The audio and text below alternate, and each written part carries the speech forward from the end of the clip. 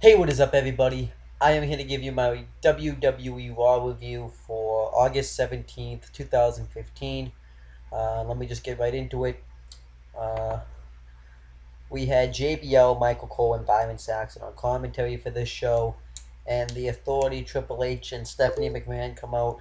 What the hell is that? Let me get out of that. Okay. So the Authority, Triple H, and Stephanie McMahon come out, and they cut a promo. They pretty much just plug SummerSlam and the WWE Network. They go through all the matches. Well, not all of them, but like the big matches. And yeah, that was really it. And they talk about too how Jon Stewart is going to be the host this year of SummerSlam, which I'm fine with. He was fine. I actually thought he was pretty enjoyable when he came on WWE before, and I think he'll be really good then. And I don't know if he's gonna host it like he would host the Daily Show or what, but we're gonna have to wait and see. But it's cool because SummerSlam's gonna get some buzz out of that. Um, but yeah, this whole thing was pretty much just a waste of time. They didn't really need to do this. They pretty much just used this whole segment to plug SummerSlam. That was just a waste of time. That was unneeded. Um, then the first match on the show was Randy Orton and Cesaro versus Sheamus and Kevin Owens. Um, this was just kind of a typical tag team match. Um, Randy Orton and Cesaro dominate the first half of the match, and then Sheamus and Kevin Owens get the heat on Randy Orton, and Cesaro gets the hot tag on Sheamus. And there was a sixth spot where Sheamus went off the top rope and Cesaro caught him in an uppercut. That was cool. And then Cesaro tags in Orton, but Sheamus doesn't know that. And Cesaro tries to do a spin move when he goes off the top, but I think he messed up. I think he ended up falling. So Kevin Owens had to make it look like he grabbed his leg to kind of save that. So I thought that was cool. Then Randy Orton hits the rope DDT. He goes for the RKO on Sheamus, but then Kevin Owens runs in and he goes for it on Kevin Owens, but I think he botched that too. I think he was supposed to hit it on Owens, but it didn't happen. I don't know what was up with that.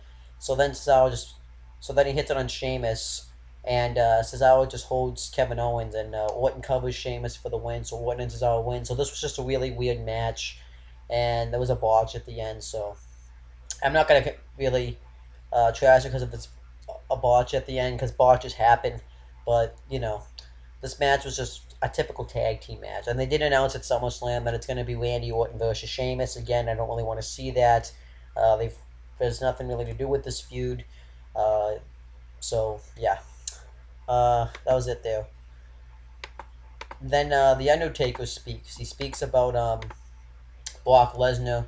And he talks about how when the Reaper calls, he the person that pretty much it gets thrown off his game. The person doesn't know what to do. The person doesn't end up being a good person. And the Reaper called Brock Lesnar, and he says that Brock Lesnar is going to enter hell and he will not rest in peace at SummerSlam. I thought it was awesome promo. I can see why people think this is corny, but I like The Undertaker, and you only get to see this stuff once a year, so it's really cool. And I think this is really cool stuff. I like The Undertaker's mystique, so that's just why I like this. Um, and then Seth Rollins and the Authority are backstage, and Seth Rollins, because we find out there's going to be a contract signing between John Cena and Seth Rollins, and he wants John Cena to come accept his challenge for SummerSlam face to face, and he wants a favor from the Authority. Is that if he beats John Cena and walks out the very first ever WWE World Heavyweight United States Champion, he wants to have like a trophy just like all the other WWE legends, and they grant him his wish. I thought this backstage segment was fine. Um, and then we get Roman Reigns versus Luke Harper with Bray Wyatt ringside, and Dean Ambrose was doing commentary for this match. At first, he sits next to JBL, but JBL was talking shit about him, so then he went and sat next to Byron Saxton. I thought that was funny. And when Bray Wyatt comes out, he just takes Byron Saxton's seat and just gives it right to Bray Wyatt. And he threatens Bray Wyatt because on SmackDown, Wyatt interfered in this match on SmackDown. And he says that if he interferes again, he's going to break his neck or something like that. He's going to beat the shit out of him. So he threatens him, and he keeps saying it too. Like, this is just going to be a one-on-one match, a nice, exciting one-on-one match. And Dean Ambrose was great on commentary. I really loved him. He talks about, like, the Wyatt family and all that stuff, and how it's not like he doesn't get what the relationship between Harper and Wyatt. He doesn't know if they're cousins. Harper's his cousin, his nephew, his brother. his son. I thought he was really funny on commentary. And Byron Saxton had to do commentary for this match on his knees too. That was really funny. This match though, I'm not gonna lie. In the beginning, it felt like the same old shit, but it definitely picked up towards the end. Luke Harper hit a wicked big boot in this match. Roman Reigns did the apron drop kick. I always pop when he does that, and Roman Reigns Harper hits a super kick on the outside.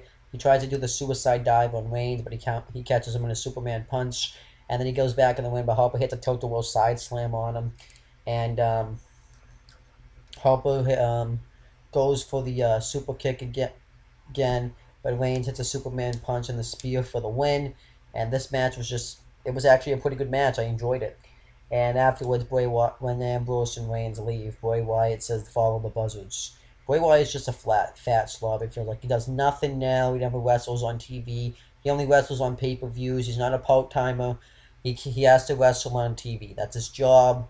I just hate that. I hate that he doesn't wrestle on Raw or SmackDown, main event, or anything like that. I hate it. And then we get the next match. It's Tamina Snuka with Naomi and Sasha Banks ringside versus Becky Lynch with Paige and Charlotte ringside. And Team Bella, which consists of the Bella twins, Nikki and Brie, and Alicia Fox, are watching this match backstage. And this match was actually good. I actually liked it. Tamina Snuka dominated the match, which she should because she's that big dominant diva, that physical specimen. And Becky Lynch hits a drop kick off the top. And Tamina Snuka tries to go for the Samoan drop, but Becky Lynch counters into the disarmor, which is like that armbar that she likes to hit. And Tamina Snuka taps out. So I thought this was pretty good stuff. They made Becky Lynch look like an underdog, and I thought this was good. I like this. And then we get Rusev with Summer Rae versus Mark Henry, and Lana was on commentary for this match. How many times are they going to show this fucking match between Rusev and Mark Henry? It's fucking stupid. How many times does Rusev have to destroy Mark Henry? I don't fucking get it, but Rusev wins with the accolade. He makes Mark Henry tap out. Big fucking shock. And then Lana calls Summer Rae in the win to fight her, and Summer Rae gets in and Lana slaps her, and then she calls Rusev in the win, and she had said on commentary that she has a plan, and when Rusev starts stalking her, and then Dolph Ziggler returns, which I would pop for because I'm a huge Dolph Ziggler. Well, I like Dolph Ziggler. He's probably in like my top 10 favorite wrestlers right now. And he attacks Rusev. He goes for the super kick, but he uses Lana as a shield. And, not Lana, Summer Rae as a shield. And Lana hits a kick to the back of the head, and then Ziggler hits the super kick on him. And then he makes out with Lana. This was really not a good segment overall, just because of the storyline, which I've talked about numerous times. But it was really cool to see Dolph Ziggler return. That I popped for. And then Dolph Ziggler and Lana get interviewed, and he says that that's why he likes to being in the WWE, is because of that ovation. And he challenges Rusev to a match at SummerSlam, and that was really it. Really, thought it was good. And they do make that match, which I really don't want to see that match because of the storyline purposes. But, you know. Then we get Ryback versus The Miz with Big Show on commentary. They do too many guest commentators, I think. They had Big Show, Dean Ambrose, and Lana do guest commentary. I think that needs to stop. They need, it's cool once in a while, but not like, it seems like they do it all over the place, if you know what I'm saying. Miz comes out and talks about how Big Show should, because he has a new movie coming out, so he says that he shouldn't even be in Hollywood. He said that they just call him to do catering and eat food and all that stuff. And he says that this Sunday at SummerSlam, the Lord of the Apes, or whatever it's called, Reject, and the world's largest actor are going to cancel each other out, and Miz is going to walk out of SummerSlam with the Intercontinental Championship. And then we get the match. It was just an average match. Ryback catches Miz going off the top into a suplex, and he turns it into Show Shocked for the win. And then Ryback gets on the mic, and he tells Big Show that there's one down, one to go, so come in here and feed me more. But then Big Show just walks away, and then that was really average stuff. And then we get the title for title contract signing, and this was really good stuff. I really enjoyed this. This definitely brought Raw up a little bit. And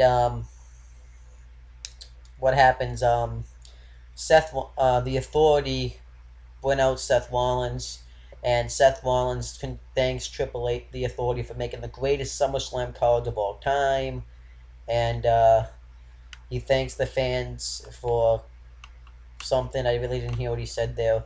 And then he talks about how the fans are chanting, "Cena, let's go Cena, Cena sucks." And he talks about how John Cena likes to compare himself with Superman. He likes to say that he's defending his spot, but really he's just holding it for all the other guys. He's just pretty much what they call it, taking over his spot. He says that there was this guy, Bob Dylan, who used to sing the time to change, and it's time for a change. It's time for a new guy to take the top, and all the fans are sick of you. He talks about how he isn't Superman, he's just a villain, and he says that John Cena wasn't even man enough to accept my challenge face to face. He went to tough enough to do it, and he had to have a cripple like Daniel Bryan accept the challenge for him. I really like that. And then John Cena comes out. He has a new T-shirt, which he debuted on that episode of Tough Enough, which means he's probably going to lose that U.S. title and get that world title, because why would he get rid of that T-shirt? But maybe there's some hope there. And John Cena says that he's sick of hearing Seth Rollins run his mouth. He says he's just trying to be a John Cena ripoff. He's not trying to go for the future. And he talks about how the champ is here, but he's just being a chump. He always runs his mouth. And he says that the real champ is here. And he says that he got this T-shirt months ago for when he would mouth off and want to have this match. And he says that you're just like Triple H. You've even acquired his pedigree. And he said that Triple H wants to make you the future of WWE because he wants to be like a mentor to you, just like Ric Flair was to Triple H. And he talks about how when he wants to win the WWE World Heavyweight Championship to make history and tie Ric Flair's record as 16-time world champion, which is going to happen eventually. He might even break Ric Flair's record, which I don't want to see that happen. And he says that Triple H had the same problem that he had. And he says that the difference is between you and Triple H is Triple H was never Ric Flair's bitch, but at SummerSlam, I'm going to make you my bitch. And that was it. I thought this was a really good contract signing. Rollins was good and Cena was good. I thought this was good stuff.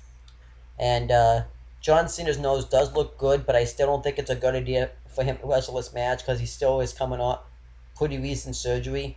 So I have a feeling either Cena's not going to take any shots to the face, or they're just, he's just going to go out there. But we're going to have to wait and see.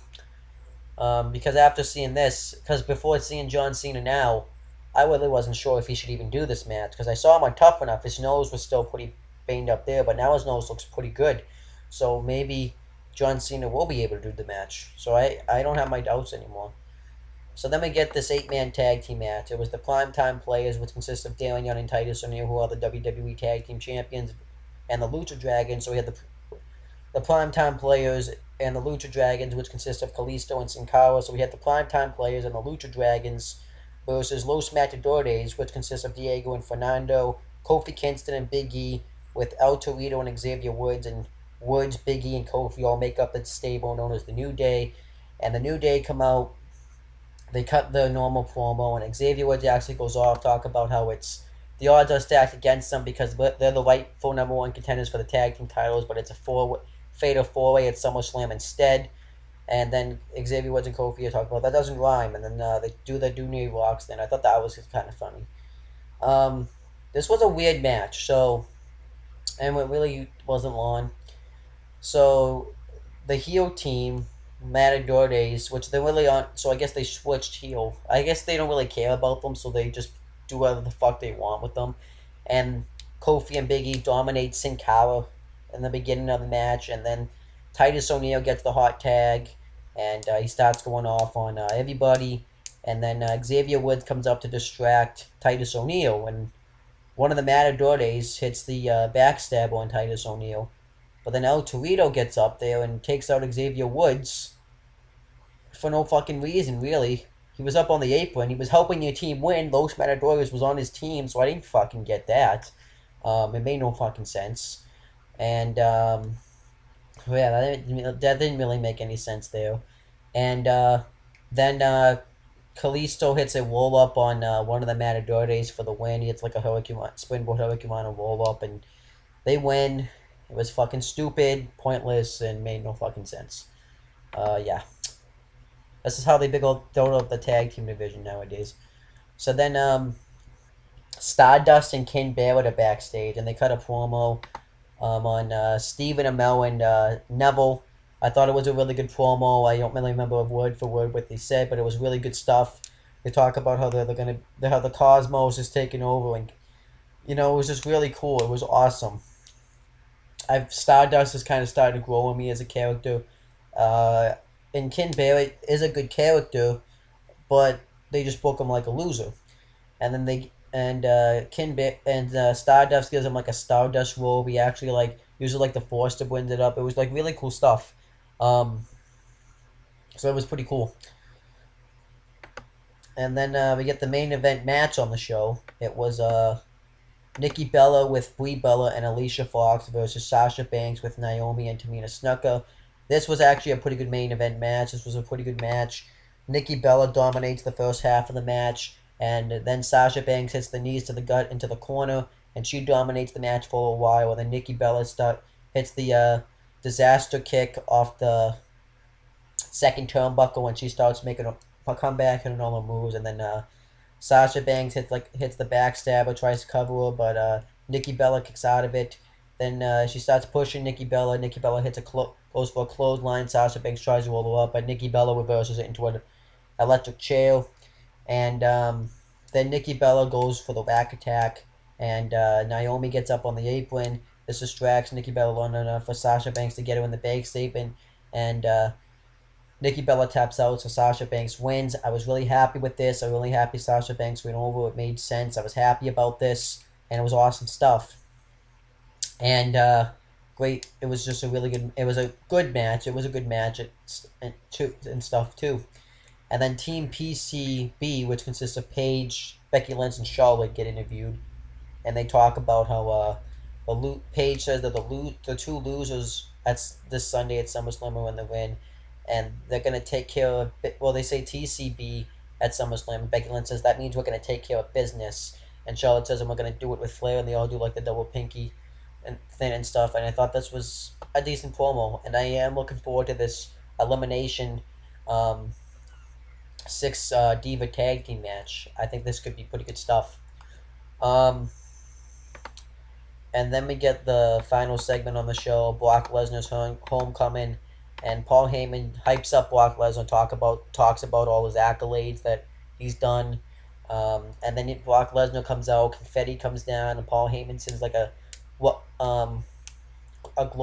glory song to Brock Lesnar, talk about how he conquered the Undertaker's undefeated streak at WrestleMania 30. I thought it was good stuff. And then Undertaker's gong goes off, and the lights go out, and we think Undertaker's going to come out, but he doesn't. And Brock Lesnar just laughs it off, which is something he should be doing when Undertaker tries to play mind games with him. And Paul Heyman says, "Is that really the best you can do?" And he talks about how he conquered Undertaker's undefeated streak at WrestleMania, and ever since Undertaker's shoulders went down for 3, Undertaker wanted to get revenge on Brock Lesnar. So when he came face to face with him at Battleground, Undertaker looked in his eyes, and he knew that he was never going to be the conqueror to Brock Lesnar. He's always going to be the conquered, and that's why he went low. That's why he did the low blow to Brock Lesnar, and Brock Lesnar, he talks about too how he's forever gonna go down in history as the guy that conquered the Undertaker's undefeated streak to now 22-1, and he says that the reason why Undertaker fears Brock Lesnar is because Undertaker's never beat Brock Lesnar, and after SummerSlam he never will. And he talks about too how Brock Lesnar's not underestimating the Undertaker because of the shape that the Undertaker's in now. Undertaker can just easily destroy anybody with a tombstone on the roster, but not Brock Lesnar because he's a beast. And Brock Lesnar doesn't respect any of the Undertaker's accolades, doesn't respect how his WWE title victories or how the 25 years he's been in this business, and he says that Brock Lesnar is going to destroy Undertaker at SummerSlam. And then Undertaker, the lights go out again. This time Undertaker is in the ring, and he low blows Brock Lesnar, choke slams him, and tombstones him, and he leaves. And Undertaker got booed. The only reason you got booed is because this was Brock Lesnar's hometown, so they probably didn't like the fact that Undertaker did that, but that's probably the only reason you got booed. And overall, I thought that was awesome. It's really cool to see Undertaker every week, so cool stuff. I have to say with Raw, though, because I really didn't enjoy a lot of this show. I'm not gonna lie. The only things I really didn't enjoy was the Undertaker Brock Lesnar stuff, the contract signing, and the Diva matches, and Roman Reigns versus Luke Harper, and the Stardust and Ken Barrett backstage segment. So I'm gonna have to say that this was like, I'd say, I can't really say it was an okay show because there really wasn't enough to say it was an okay show. So I'm just gonna say this was an average show, really. Um, just not, and Dolph Ziggler returning, that was pretty cool too. Um, but the stuff that he did wasn't impressive. Like, at least they're gonna finally scrap the whole Rusev Dolph Ziggler feud, hopefully, and they just put an end to it, get rid of it, because no one wants to see it anymore. We're gonna have to wait and see. So I'm gonna have to say this was an average show. I can't really say it was an okay show because it wasn't. This if I can because there wasn't a lot to keep me entertained throughout the whole show. There were points where I was pretty bored, especially the first hour was brutal to get through, um, because the only just it was just the first hour was brutal. The second hour, I guess, wasn't too bad. The last hour, I think, saved the show. That's what saved the show. If the show was the last hour of Raw, because that was when there was pretty good stuff. But it was still a pretty average show. Um, damn, I was actually looking forward to SummerSlam, but after seeing the code and stuff like that, and after these two Raws leading up to it, I can't really say that anymore. I think if Undertaker and Brock Lesnar weren't having this match at SummerSlam, this would just be any other pay per view. And I gotta be honest, there's still other things I'm looking forward to, but I just gotta be honest with you. If Undertaker and Brock Lesnar weren't wrestling it, we're not having the main event match at SummerSlam, this would just be any other pay per view. Um, and that's gonna be 4 hours. 4 hours. That's way too long for SummerSlam. It doesn't need to be 4 hours. Um, but overall, that's pretty much my thoughts on Raw this week. So if you want to check out other things to watch on YouTube, if you have a board, you can check out my other non-wrestling YouTube channel, Owen the Talkinator, where I talk about non-wrestling things. You can check out my CM Brothers channel, where I talk about both things, both wrestling and non-wrestling things. That's a pretty fun channel to check out. Got a lot of good stuff on there. And my friend James Hebert has some channels that are a lot of fun to watch. I'm actually going to see if I can try to do a Google Hangout with James Hebert this week, so look for that. But his YouTube channels you can check out are James Hebert, where he makes custom Titantrons of wrestlers, and he also does like other music videos and stuff on there. It's pretty fun. It's a pretty fun channel to check out. It's pretty good. It's actually a pretty good channel, and you can check out his Weymouth Youth Wrestling channel, where he's holding a 32-man tournament for the WYW Championship, and I'm one of those 32 people in that tournament, and I'm going to win that tournament and become the brand new and very first WYW champion. But that's pretty much it, guys. You can also subscribe down below to me and check out future content on this channel, like that Google Hangout I'm going to do with James Hebert and other things like that. And that's pretty much it, guys. Talk to you later.